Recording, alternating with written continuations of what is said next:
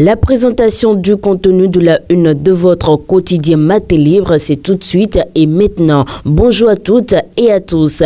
À la manchette ce 18 janvier 2024, politique nationale. Richard Boni Ouroux tisse sa toile. Dans le panorama politique du Bénin, une étoile montante capte l'attention et suscite un engouement populaire qui confine à la légende. Richard Boni Ouroux, l'enfant prodige de la politique béninoise, est de retour au pays après des années d'absence et sa présence seule semble catalyser les espoirs d'une nation. Autre titre à présent, caucus des femmes parlementaires du Bénin, les députés démocrates prises au piège.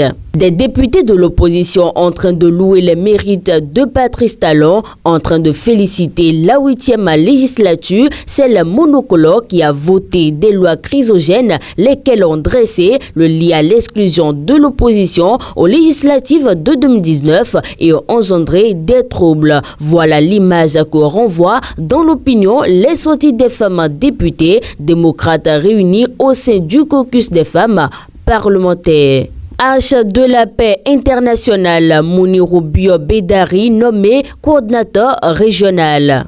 Une nomination internationale pour le Béninois Mounirou Bio-Bédari, le vice-président exécutif national de l'Association des consommateurs d'eau et d'électricité, est nommé coordinateur régional des 5 nations Bénin, Togo, Niger, Nigeria et Ghana pour le compte de l'Arche de la paix internationale.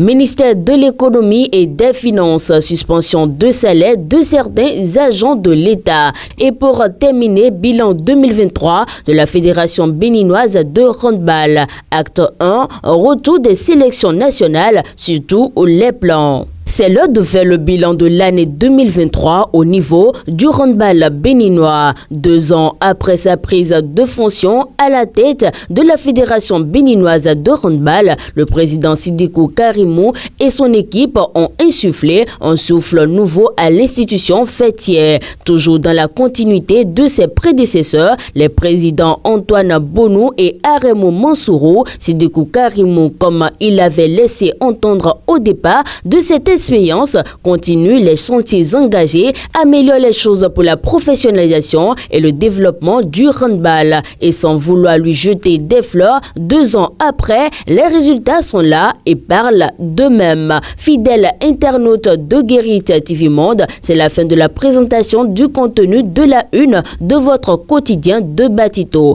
Merci de nous avoir suivis et à demain.